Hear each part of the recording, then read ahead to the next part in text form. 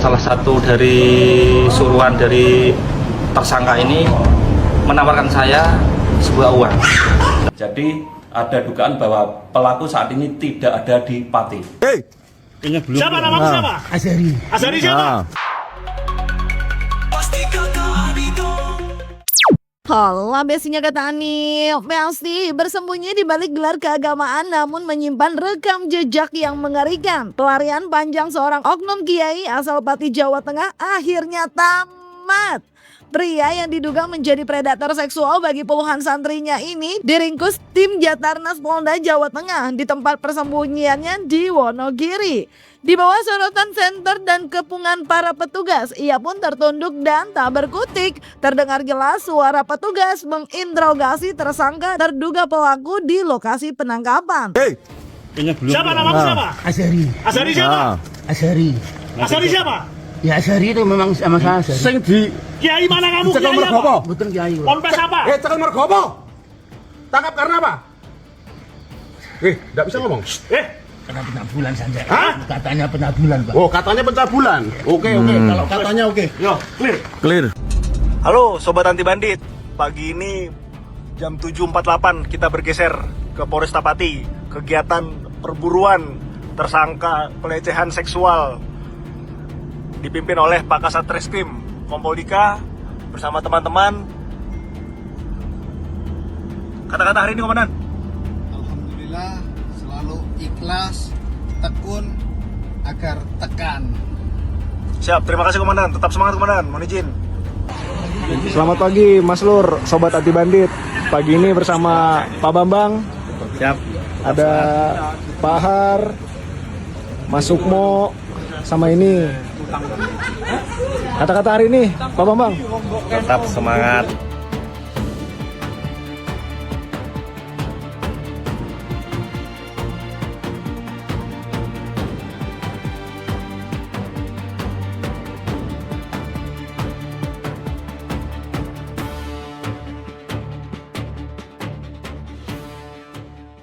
Ya, pengakuan Liri itu berbanding terbalik dengan kekejaman yang diduga ia lakukan. Bukan satu atau dua, melainkan 50 santriwati di bawah umur yang ada di pesantren tersebut. Bahkan dari keterangan warga saat menggelar aksi demo besar-besaran untuk menuntut keadilan untuk para korban, salah satu warga mengungkap terkait adanya ancaman dari para pengasuh dan sosok Azhari ternyata sudah lama bermasalah. Memang telah lama tak diterima juga oleh warga. Namun disebut-sebut memiliki dekingan kuat hingga diduga beberapa kali telah berhasil menutup kasusnya Besti. Yang tak kalah miris, seorang warga juga bersaksi bagaimana Azhari telah melakukan dugaan pelecehan dengan menciumi santriwati di pesantren. Dan aksi bejatnya bahkan diduga telah berlangsung sejak 2010 Besti. Banyak ancaman dari pihak terkait atau dari pihak khususnya pengasuh yaitu tersangka. Itu dia berani mengancam balik. Sosok Kiai Azhari ini sebetulnya sudah lama tidak diterima oleh masyarakat sini sendiri.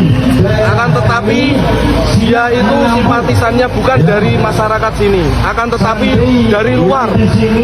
Dan dia juga punya dekengan-dekengan tersendiri yang bikin para korban, para orang-orang terdekat untuk tidak melanjutkan misal ada kasus dari tahun 95, dan itu sudah sempat ada pengusuran dan berlanjut lagi di sini. Yang penyimpangannya apa aja Mas? Penyimpangannya khususnya penipuan.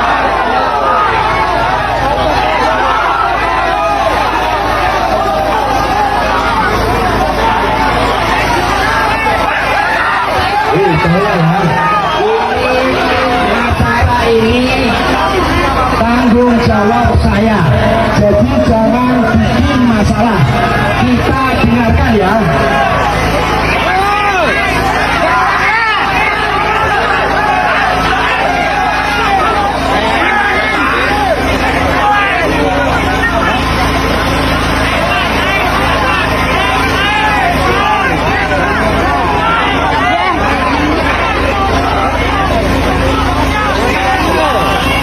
Saya selaku korban juga menjadi Azhari selama 9 tahun.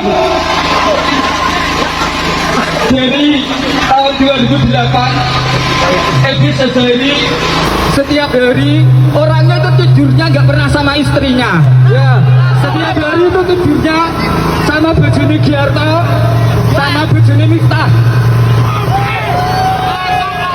Istrinya biasa di sini, dia ngontrak di sana.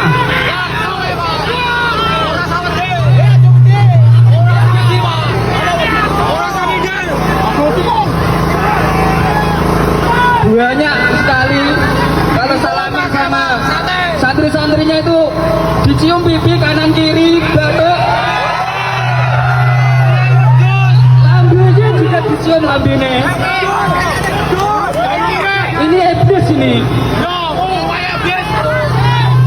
Saya mulai bangun di sini 2010, bangun musola di sana, di makam sana.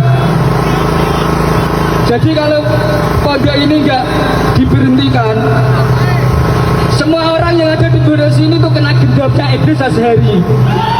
Omongannya peluamis, omongannya peluamis Iblis Azhari ini. Omongannya peluamis. Selama pondoknya nggak dihancurkan, nggak diberhentikan, kalau orangnya masih dihukum, pondoknya tetap berjalan. Budak-budaknya semua ini pasti akan tunduk sama dia. Benar, budak-budak semua ini pasti akan tunduk sama dia. Karena saya sudah merasakan budak 11 tahun sama Iblis Azhari ini.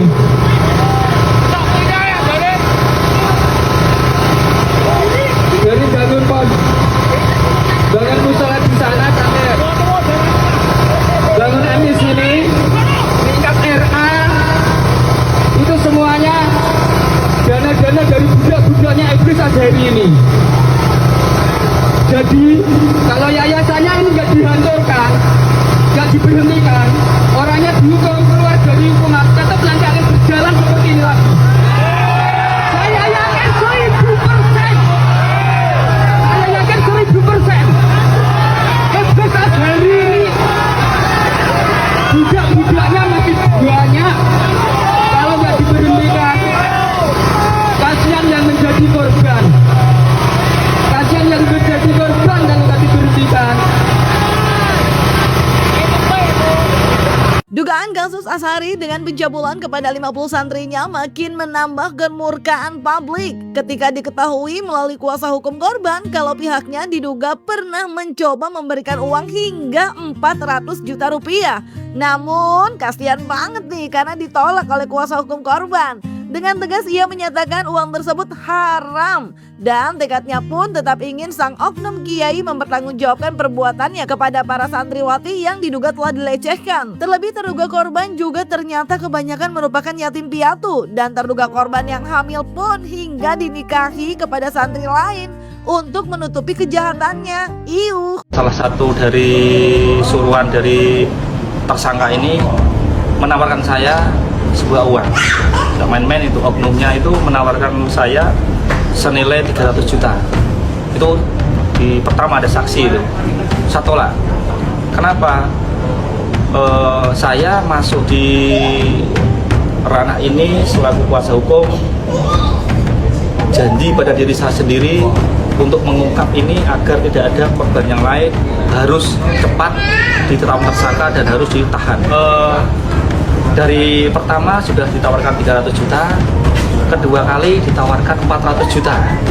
Itu saya tolak semua, tidak saya terima karena uang tersebut bagi saya ini tidak hak saya dan itu sebuah uang haram.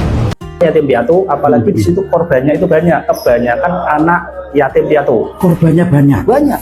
Anak yatim piatu loh. Sepengetahuan jenengan, ini menarik ya. Sepengetahuan jenengan ada berapa banyak? Kalau pelapor di dalam peristiwa hukumnya 2024 itu sekitar 8 yang belum dicabut. 8 yang belum dicabut. Oke. Ya. Terus menurut informasi yang ada, mungkin masih ada lah ya. Bahwasanya ini saya juga menjadi korban, bla bla bla bla, tapi nggak berani melapor. Itu kan masih ada. Ada. Kira-kira sepengetahuan jenengan sampai berapa? Ada sekitar yang saya ketahui di BAP.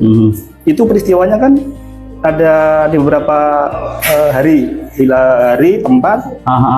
Dan di situ ada berapa korban anak asuh namanya itu, anak yatim piatu. Kebanyakan anak yatim piatu sih. Itu ada di beberapa di wilayah Rembang. Itu ada 8 yang 7 yang berani melanjutkan itu 1. Ini kan berarti pelaku 1 orang kan? Iya. Terus yang menjadi korban ada yang dari Rembang, ada yang dari Pati, seperti itu ya? Iya. Selain anak-anak yatim atau orang yang diasuh, ada nggak? Di situ kebanyakan modus operandinya adalah anak-anak, karena didoktrin bahwa oknum Pak Yai itu inisial S itu adalah mendoktrin harus patuh taat kepada guru. Dan kemarahan warga pun makin memuncak ketika sempat diketahui sang oknum yang diduga telah menjadi predator pelecehan kepada 50 santriwatinya. Hal tersebut sempat terungkap melalui video yang beredar di sosial media, di mana disebut kalau Asyhari hilang kontak ketika harus memenuhi panggilan dan ia pun sempat jadi buronan. Namun sepandai-pandainya tupai melompat pasti akan jatuh juga. Siapa yang menabur angin maka ia akan menuai badai. Aksi buronnya yang dikabarkan sempat berpindah-pindah lokasi untuk upaya lari dari pengejaran aparat pun kini tamat, Besti.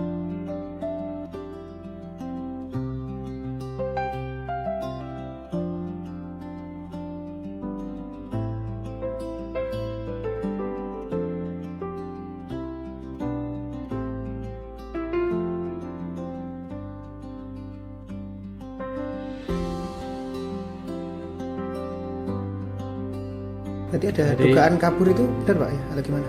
Betul, bahwa pelaku saat ini memang tidak kooperatif, tidak memberikan info apapun kepada PH maupun kepada penyidik. Jadi ada dugaan bahwa pelaku saat ini tidak ada di Pati.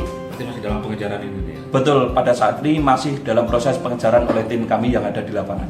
Dari keluarga sendiri mungkin sudah ada komunikasi atau enggak nih dengan pelaku ini? Masih ada komunikasi atau enggak? Untuk keluarga korban atau keluarga pelaku tersangka ini? Untuk keluarga pelaku saat ini sudah dilakukan juga pemeriksaan di Polresta Pati. Kemudian dari PH daripada pelaku ini juga komunikasi dengan pihak Polresta Pati, tetapi dari pelaku sendiri tidak kooperatif dan tidak memberi kabar kepada PH. Jadi pelaku sudah dikonfirmasi PH sudah konfirmasi kepada penyidik bahwa akan proaktif, tetapi pada saat pemanggilan untuk pelaku hilang kontak sehingga tidak ada kabar dari pelaku. Demikian. Dari pihak keluarga juga nggak tahu ya keberadaan dari pelaku ini ya?